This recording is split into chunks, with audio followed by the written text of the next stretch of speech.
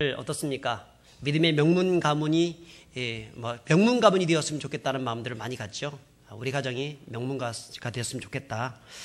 자기는 그렇지 못한다 할지라도 자기 아들, 딸들만큼은 좀 훌륭한 사람이 되어서 혹은 공부를 많이 시켜서 상류사회에 진출하여서 그들을 통해서 우리 가문이 좀 세상 사람들 앞에서 명문가로서 섰으면 참 좋겠다, 이런 마음들을 갖습니다. 그래서 어떻게 하든지 좋은 대학 보내려고 하고, 어떻게 하든지 좋은 직장 보내려고 하고, 좋은 데 시집 보내려고, 장가 보내려고 그렇게 노력한다는 것입니다.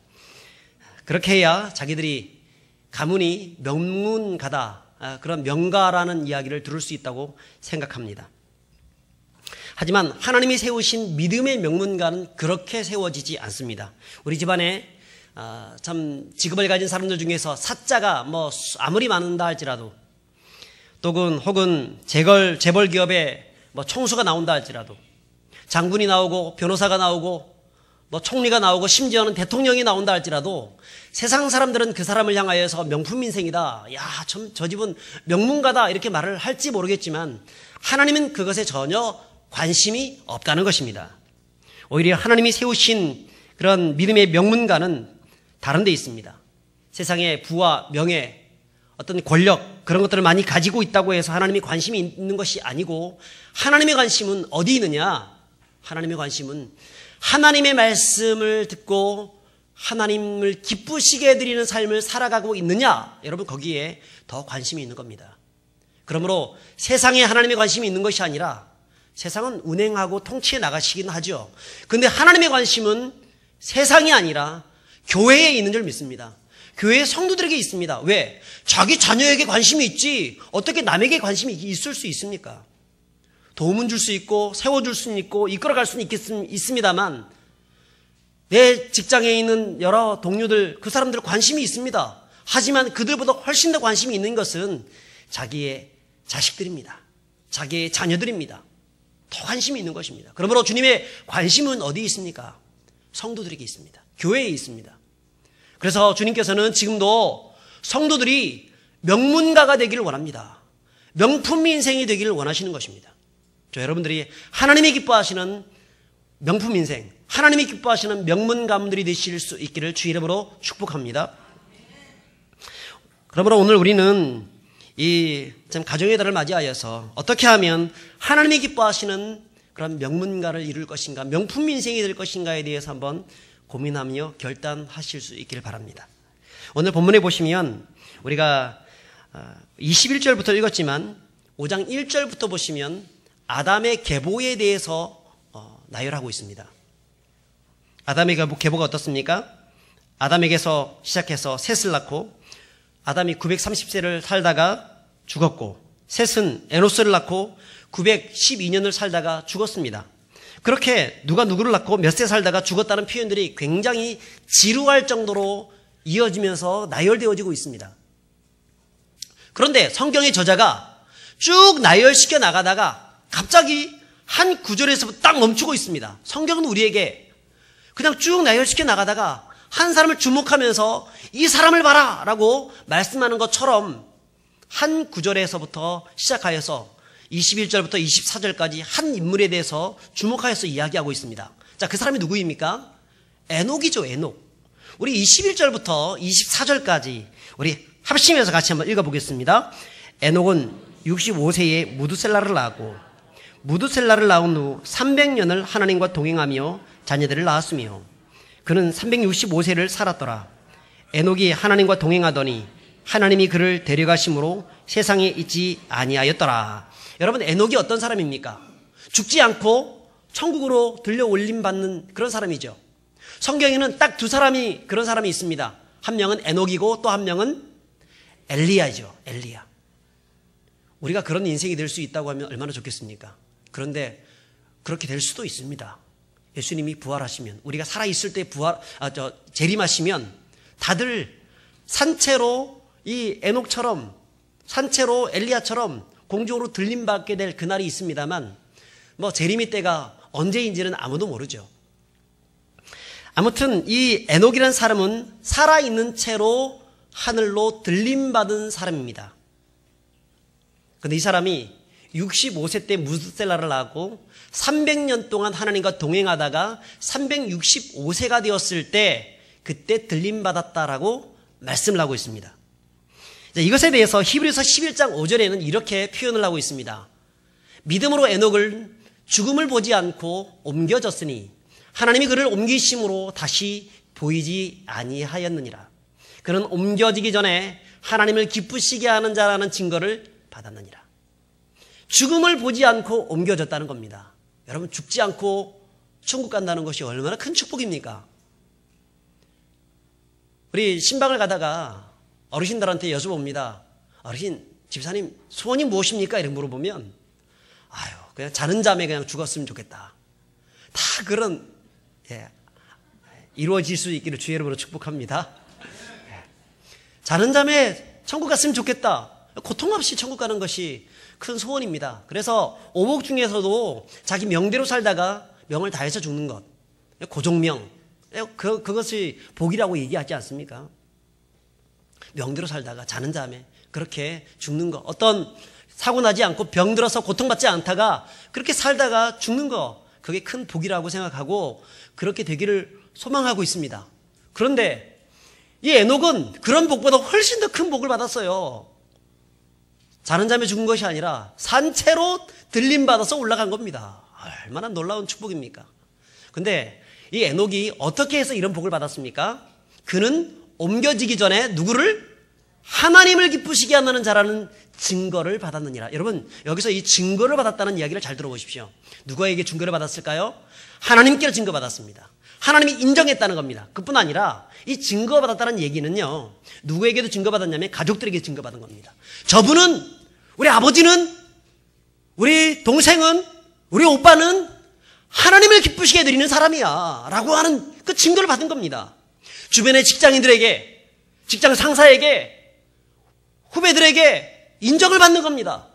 저 사람 보면 예수님이 보여. 살아계신 하나님이 저분과 함께 있는 것 같아. 저 사람 보면 진짜 하나님이 살아계신 것 같아 라고 하는 증거를 받았다는 것입니다. 여러분, 성도들이 어떤 삶을 살아야 합니까?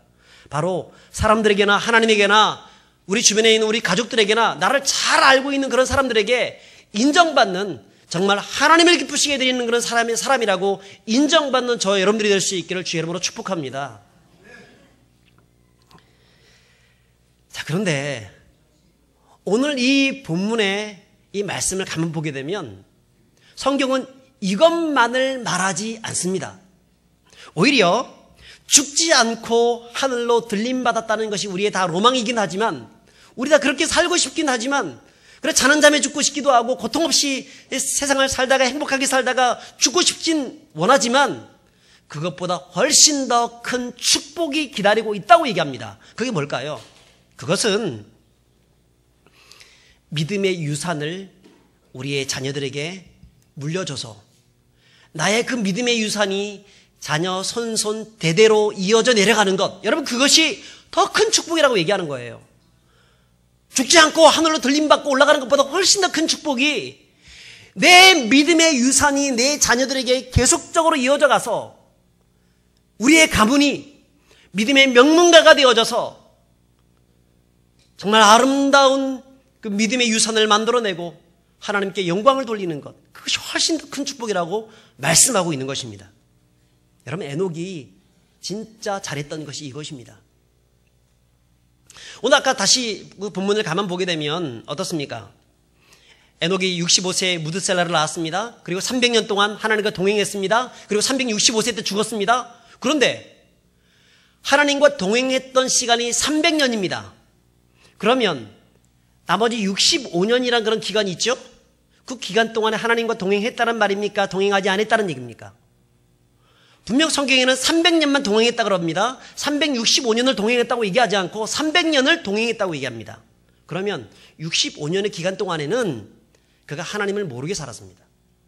자기 마음대로 허랑방탕하게 살았습니다. 하나님을 기억하지 않고 그렇게 살아왔습니다.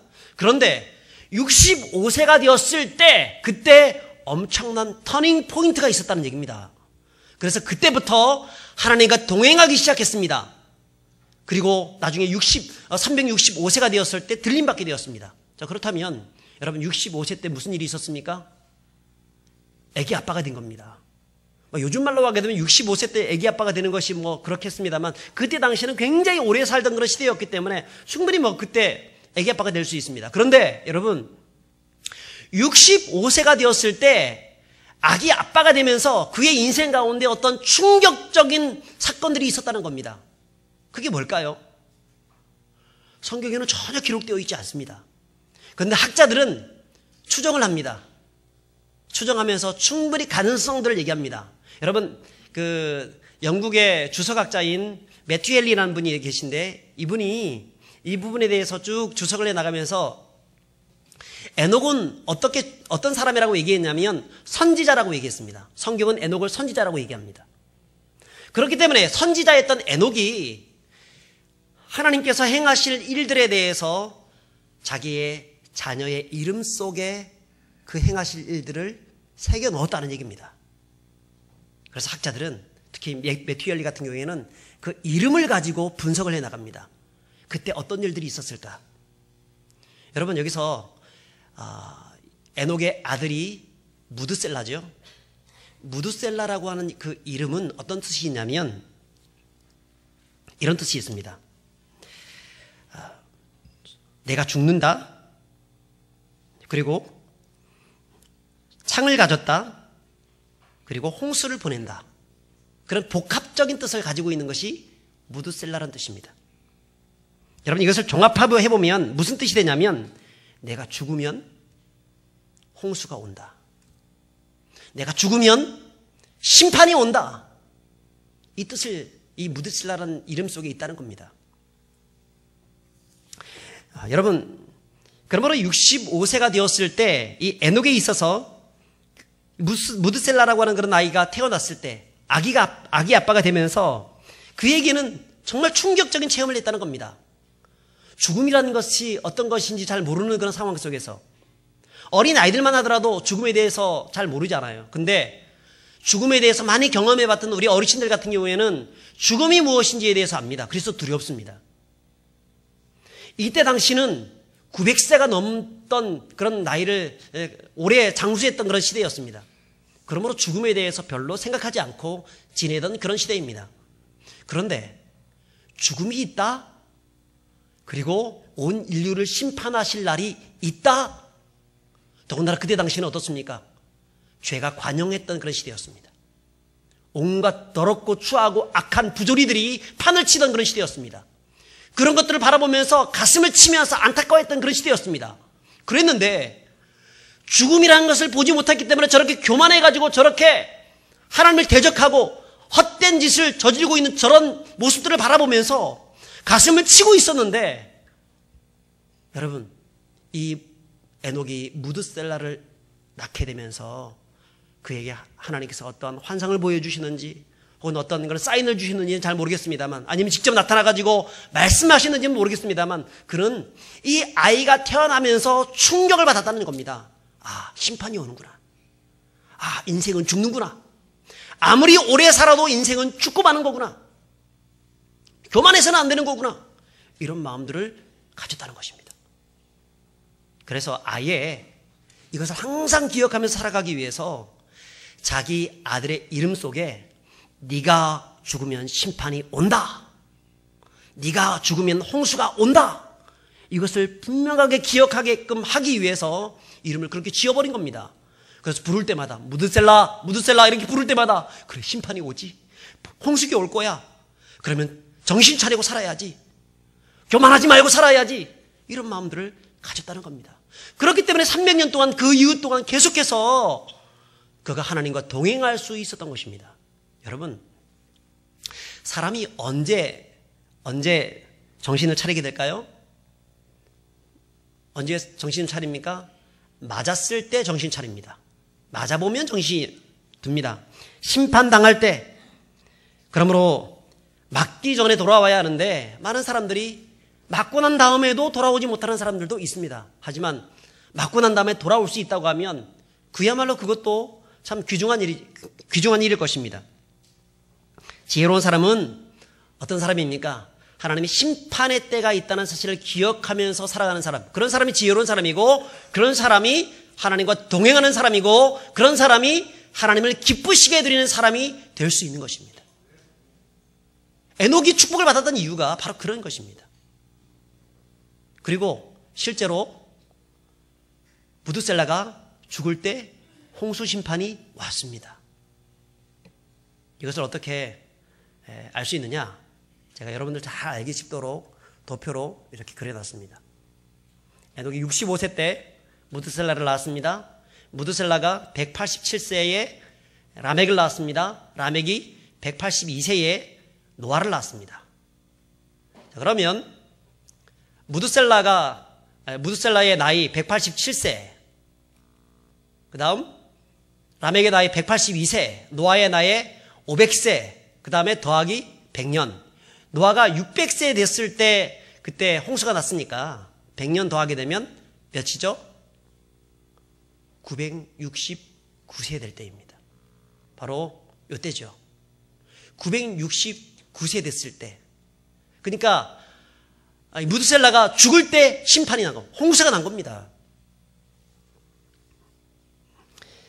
그러므로 여러분, 에녹이 자기 아들 무드셀라의 이름을 지어서 부르면서 심판을 본인이 생각했을 뿐 아니라 자기 자녀에게 심판이 있다는 사실을 계속해서 상기시켰을 것입니다. 하나님이 살아계시다. 언젠가 심판이 있다. 기억해야 한다. 한번 죽는 것은 사람에게 정하신 거지만 그 후에는 심판이 있을 것이다. 히브리서 9장 27절. 반드시 심판이 있기 때문에 두려워하는 마음 가지고 떨리는 마음 가지고 그렇게 경성하면서 살아야 한다 가르쳤을 것입니다. 그리고 이 무드셀라는 자기의 삶을 통해서 내가 죽고 나면 언젠가 심판이 오게 될 텐데 항상 거룩하게 신실하게 살아가야지. 그리고 자기 자녀였던 라멕에게 그것을 가르쳤고, 라멕 역시 자기의 아들 노아에게 가르쳤습니다. 노아란 이름을 지었을 때 이 노아는요 어떤 뜻이냐면 아니하리라 돼 있죠. 아니하리라 성경에는 아니자란 뜻입니다. 위로자란 뜻입니다. 무엇이냐면 혹시 하나님이 세상을 홍수로 심판한다 할지라도 하나님이 이 노아를 통해서 세상을 다시 한번 안식을 주시기를 소망합니다 라고 한 뜻으로 이 노아란 이름을 지어준 겁니다. 그리고 라멕 같은 경우에는 그러니까 홍수 심판 있기 5년 전에 죽습니다. 777세에 향년을 보내고 죽습니다. 자, 그렇다고 볼 때 어떻습니까?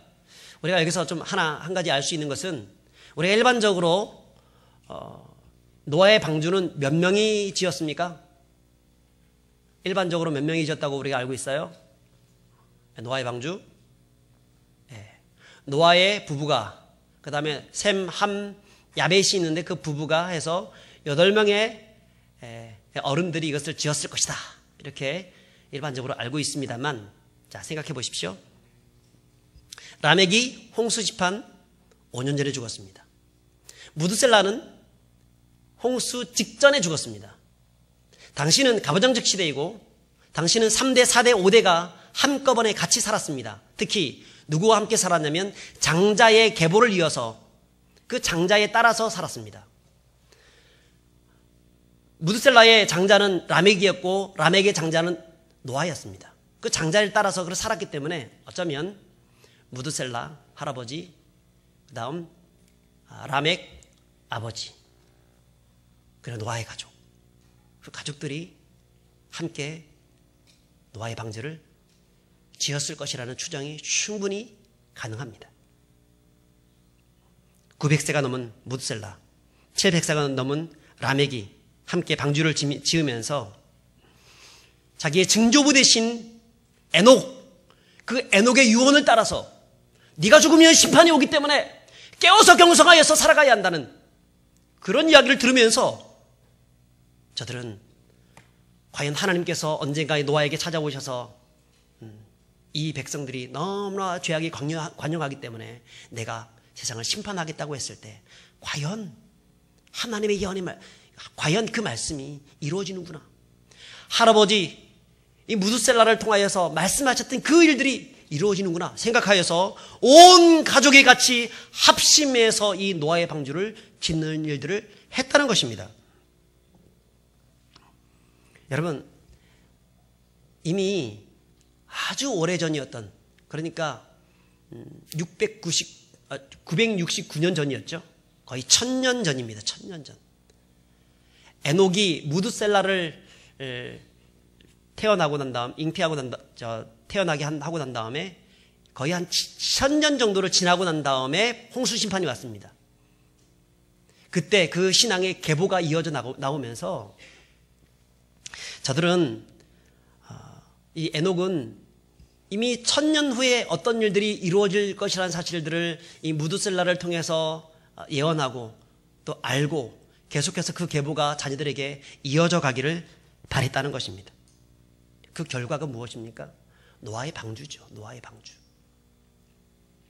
그러므로 여러분 어떻습니까? 노아의 방주는 노아와 그의 아들들의 힘만 가지고 세워진 작품이 아니라 온 인류를 구원하기 위하여 노아와 그 아들들뿐 아니라 무드셀라와 라멕까지 함께 동참한, 그야말로 에녹의 그 믿음의 계보가 이어져서 만들어진 아름다운 거룩한 가문의 합작품일 뿐 아니라 걸작품이라는 것입니다.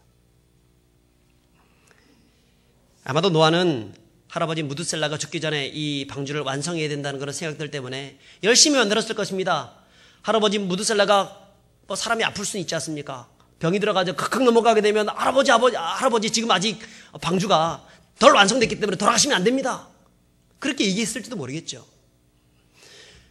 그러면서 어쨌든 이 할아버지 무드셀라가 죽기 전에 이 방주를 완성하기 위해서 온 가족이 합심해서 믿음의 걸작품들을 만들어갔다는 것입니다.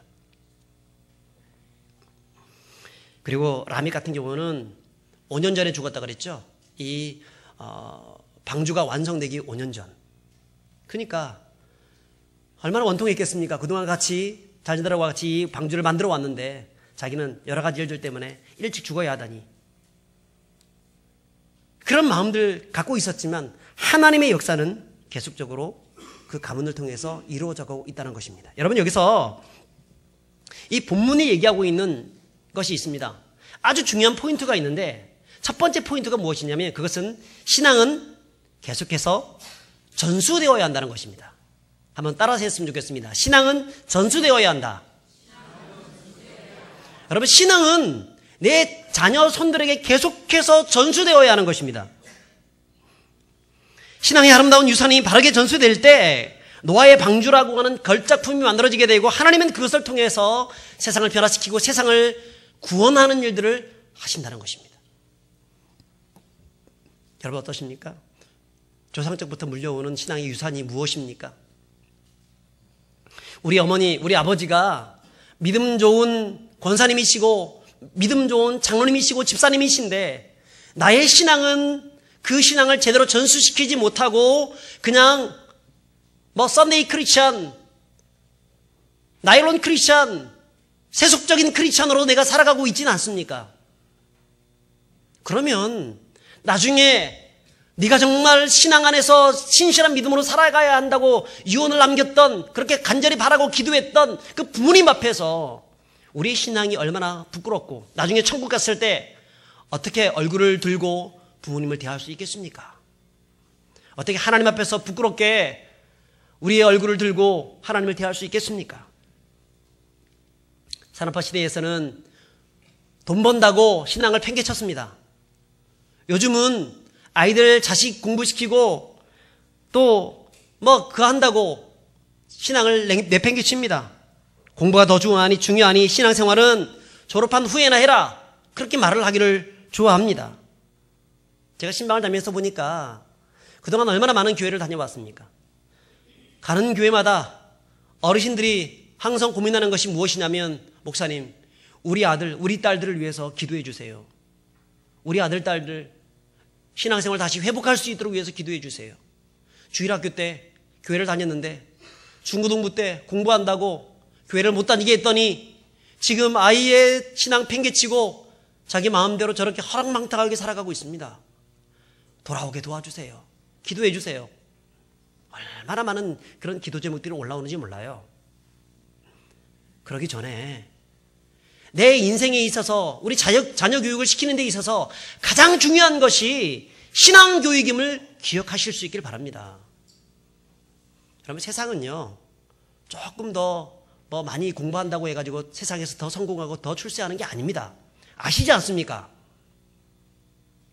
조금 더 몸매 관리하고 얼굴 잘생기고 멋지다고 해가지고 그것이 나중에 그 인생을 훌륭하게 만들고 대단하게 만드는 거 아니지 않습니까? 여러분, 공부를 잘하고 서울대학을 나오고 박사학위를 가지고 있어도 한 60세만 넘어가게 되면 다 비슷해집니다. 수준이 비슷해져요.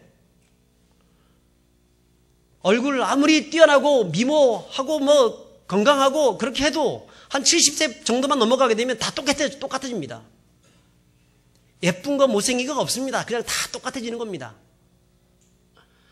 세상에 있다가 사라질 그런 것들을 위해서 아이들한테 교육시키고 그런 것 때문에 영원한 것들을 포기시키면서 그렇게 할 것이 아니라, 여러분, 내 자녀들한테 무엇을 가르쳐야 될까요? 영원한 믿음을 가르쳐야 합니다. 신앙을 가르쳐야 합니다. 그 신앙을 전수시킬 수 있어야 하는 것입니다. 그것이 지혜로운 사람들입니다. 그런 사람들이, 그런 아이들이 명품 인생이 되는 것이고요. 그런 가문이 명가가 되는 것입니다. 명가가 되는 거예요. 또 교회는 어떻습니까? 교회도 명품 교회가 있고 명문 교회가 있고 그렇지 않은 교회가 있습니다. 하나님 앞에서 말씀을 듣지 않고 여전히 세속적인 논리에 따라서 서로 싸우고 문제 일으키고 그렇게 하게 되면 아무리 오랫동안 교회가 세워지고 명품 교회로서 달려간다 할지라도 그 명품은 깨져버리고 마는 것입니다. 지속적으로 하나님의 말씀이 전수되어지고 자녀들이 살아날 수 있도록, 다음 세대가 일어날 수 있도록 도와주는 그런 교회, 여러분, 그런 교회가 명품 교회입니다. 우리 교단 같은 경우에는 어떻습니까? 일제의 강점기 시절에 신사참배를 반대하여서 신앙의 정통을 지키기 위해서, 말씀을 지키기 위해서 흔들리지 않는 신앙으로 감옥에 들어가고 순교를 당한다 할지라도 그것을 지켰던 믿음의 명품 선배들이 이 교단을 세운 교단입니다. 칼빈의 전통, 그 전통을, 개혁주의 전통을 그대로 이어받은, 100% 이어받은 신실한 믿음의 영적 장자 교단입니다. 여러분, 이것을 기억하고, 그렇다고 보면 우리 교단은 명품 교단이죠. 그럼 이것을 어떻게 해야 되겠습니까? 전수시켜야 합니다. 내 자녀들에게, 다음 세대들에게. 여러분, 신앙을 전수시킬 때 그 부모가, 그 가정이 명품 가정이 되는 거, 명문가가 되는 것이고요. 그 인생들이 명품 인생이 되는 것이고, 그런 교회가 명품 교회가 되는 것입니다. 우리 교회가, 우리 성도들이, 우리 가정이 어떻게 해야 되겠습니까? 자녀들에게 신앙을 온전히 전수시키시는 저와 여러분들이 될 수 있기를 축복합니다. 두 번째 포인트가 있습니다. 그것은 방주는 우리가 정해놓은 세상의 목적지를 향해서 나가는 배와는 본질적으로 상당한 차이가 있다는 거예요. 방주는 내 꿈을 이루는 것이 아닙니다. 세상의 배들은 자신의 꿈을 위해서, 돈 많이 벌기 위해서 그렇게 선적하고 그렇게 나갑니다. 그런데 방주는 내 꿈을 이루는 것이 아니라 하나님의 꿈을 이루는 것입니다. 방주는 내 계획대로 움직이는 것이 아니라 하나님의 방법대로 하나님의 영광을 위해서 움직이는 것입니다. 방주는 내가 설계한 배가 아니라 하나님이 설계한 배입니다. 방주는 인간이 만들어낸 불완전하고 결국 망해져 없어져 버릴 그런 배가 아니라 세월호 같이 많이 실려가지고 결국 무너져 버릴 그런 배가 아니라 방주는 하나님이 만들어내는 완전한 구원과 축복이 가득한 그런 배라는 것입니다. 여러분, 그런 방주에 승선해야 되고, 또한 그런 방주를 만들어가는 사람들이 되어야 하고, 또한 그 방주를 계속해서 우리 자녀손들에게 전수하는 성도들이 되어야 할 줄 믿습니다. 특별히 이 방주란 단어를 보게 되면요, 방주, 히브리어로 테바라고 합니다. 테바. 이 테바라는 단어가 성경이 딱 두 군데 사용하고 있습니다. 첫 번째는 모세를 실었던 갈대 상자, 아기 모세를 실었던 갈대 상자. 그의 엄마 요게벳이 그 갈대 상자에 석청을 다 발라놓은 그 갈대 상자에 그 아기를 심어놓고 막 울잖아요. 그 강물로 떠나보냅니다. 왜? 이 아이를 내 품에 안고 있으면 애굽의 왕과 군사들이 와서 죽일 것이기 때문에 하나님께 전적으로 맡기면서 이것을 떠나보냅니다. 너의 인생을 하나님께 맡긴다. 너의 인생을 하나님께 맡긴다. 요즘 그 찬양 중에서 요게벳의 노래라고 하는 그런 찬양이 있습니다. 제가 그 찬양을 들으면서 얼마나 은혜를 많이 받았는지 몰라요. 혹시나 유튜브에 요게벳의 노래라고 딱 치게 되면 그런 찬양이 나오거든요. 한번 들어보시면 좋겠어요. 내가 이제는 너의 부모가 되어줄 수 없지만 하나님이 너의 부모가 되어주실 것이기 때문에 하나님께 너의 인생을 맡긴다. 여러분, 이것이 바로 갈대 상자고 이게 테바입니다. 또 하나가 무엇입니까? 오늘 노아의 방주가 테바입니다. 여기는 특징이 뭐냐면 돛이 없다는 겁니다. 특징이 뭐냐면 키가 없다는 겁니다. 삿대가 없다는 겁니다. 노가 없다는 거예요. 그러니까 바람이 부는 대로 물길을 흘러가는 대로 그냥 따라가다가 때로는 상어밥이 될 수도 있고 물고기 밥이 될 수도 있고 짐승의 밥이 될 수도 있고 그럴 수 있는 것이 바로 이 갈대상자입니다. 그러나 하나님의 완벽한 때에 이 갈대상자는 하나님의 뜻 가운데에서 애굽의 왕국으로 들어가게 되었습니다. 거기서 훈련받게 되었습니다. 40년 동안 왕자가 되어서 훈련받고 난 다음에 그리고 하나님의 정확한 때에 하나님께서 그를 불러주셔서 이스라엘 백성들을 구원하는 이스라엘의 영도자가 될 수 있었던 것입니다. 이스라엘 백성들을 구원하는 방주가 될 수 있었던 것입니다. 여러분, 여기 이 방주가 노아의 방주가 그렇습니다. 아무런 키가 없습니다. 돛대도 없고 삿대도 없고 아무것도 없습니다. 옛날에 윤구경 씨가 불렀던 푸르산 하늘 운하스라는 그런 노래가 있죠. 반달이라는 노래. 돛대도 아니 달고 삿대도 없이 가기도 잘도 간다 서쪽 나라로. 여러분, 돛대도 없지만 삿대도 없지만 가기도 잘도 갑니다. 왜? 누가 사공이 되어주십니까? 주님이 사공이 되어주시는 것입니다. 우리의 인생 가운데 주님이 사공이 되어주시도록 맡겨드리는 것이 방주입니다. 방주. 내가 내 인생을 꾸려가고 내 인생을 만들어가는 것이 아니라 하나님이 내 인생을 이끌어가신다고 하면 하나님이 원하시는 방향으로 우리 자녀들이 커가게 될 것이고 그로 말미암아서 우리의 가정은 어떤 가정? 믿음의 명문가가 될 수 있다는 것입니다. 그 아이들은 믿음의 명품 인생이 되는 것입니다. 그러면 우리 자녀들한테 무엇을 가르쳐야 합니까? 하나님이 너의 인생이 주인이 될 수 있도록 너의 삶을 그분께 온전히 맡기면서 살아가야 한다는 것을 가르쳐야 하는 것입니다. 여러분, 여호수아의 가문을 보십시오. 그는 나와 우리 집은 오직 여호와만 섬기겠노라고 결단을 합니다. 여러분, 우리의 삶에 어떤 결단들이 있어야 합니까? 이런 결단들이 있어야 합니다. 세상 사람들은 하나님이 어디 있느냐 이렇게 말을 하더라도 설령 하나님이 없는 것처럼 보이는 시대를 우리가 살고 있다 하더라도 나와 우리 가문만큼은 결코 굴하지 않고 여호와 하나님을 섬기는 가정이 되겠다라고 하는 마음들을 가져야 하는 것입니다. 그러면 하나님이 먼 훗날에 그 믿음의 대를 기억하셔서 에녹이 그 꿈을 가지고 하나님께 나아갔을 때 그 가문이 믿음의 명문가가 되어져서 세상을 구원하는 노아의 가정이 되었던 것처럼 하나님이 먼 훗날에 우리 가정을 새롭게 해주셔서 이 땅을 변화시키고 구원하는 가정으로 삼아주실 줄 믿습니다.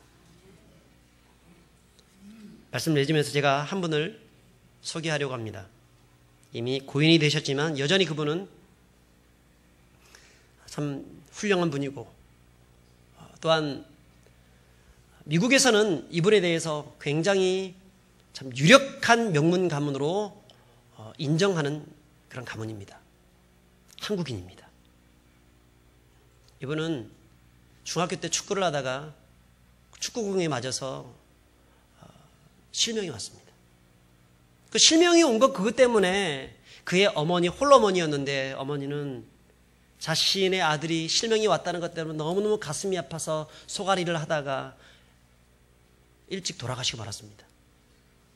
이미 그의 아버지는 양평의 문호교회 영수이셨는데 일찍 이 세상을 떠나서 안 계셨고 18살 된 누나가 남겨졌는데 그 남겨진 동생들을 부양하기 위해서 공장에서 일을 하다가 과로로 쓰러져 죽고 말았습니다. 자기 여동생은 고아원에 보내졌고 자기는 맹아학교에 보내져서 홀로 쓸쓸하게 살아갈 수밖에 없었습니다. 여러분, 이쯤 되게 되면 이 가정은 완전 망한 가정입니다. 왜 우리 가정을 이렇게 어렵고 힘들게 하는가? 아니, 명품 가면 가정을 만들어주는 것이 아니라 왜 이렇게 어려움을 주시는가? 그래도 하나님이 잘 믿었던 그런 가정인데 왜 이러시는가? 라고 생각할 수 있는데 여러분, 이 소녀는 그렇게 생각하지 않습니다. 오히려 그러면 그럴수록 더욱더 하나님 붙잡습니다. 하나님 의지합니다. 하나님 나를 도와주십시오. 하나님이 아니면 안 됩니다. 그의 상황은 이제 회복할 수 없는 상황입니다. 이미 두 눈이 다 실명되어 있는 상황입니다. 세상 사람들과 두 눈을 가지고도 두 눈이 아니라 네 눈, 다섯 눈을 가지고도 싸워도 세상에서 성공하기 힘든데 어떻게 성공할 수 있겠습니까? 그런데 하나님이 그의 인생의 뱃사공이 되어주셨어요. 그를 인도해 주셨어요. 그에게 지혜와 명철 주셨고 연세대학교를 졸업하게 되었고 미국에 건너가게 되었고 거기서 한국인 최초의 맹인 박사가 되었습니다. 교수가 되었습니다. 나중에는 미국 대통령의 백악관 국가장애인위원회 정책차관보까지 오르게 되었습니다. 이분이 누구입니까? 고 강용호 박사 이야기입니다. 얼마나 신실한 분인지 몰라요. 이분이 살았을 때 이미 자녀들을 훌륭한 믿음의 자녀들로 잘 키웠습니다. 하나님이 너를 통해서 크고 놀라운 일을 행하시길 원하시는데 너는 흔들리지 말고 믿음 안에서 살아가도록 해라. 그리고 공부를 시켰습니다. 큰아들이 하버드 의대를 졸업했고요. 조지타운대 안과 교수로 근무하고 있고 현재는 미국 최고의 안과 의사로 뽑히기도 했습니다.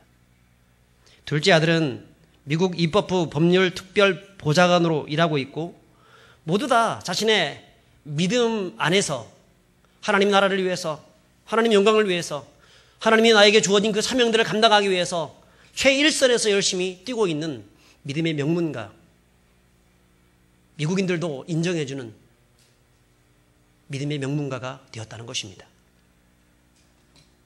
여러분, 믿음의 명문가는 태어나는 것이 아닙니다.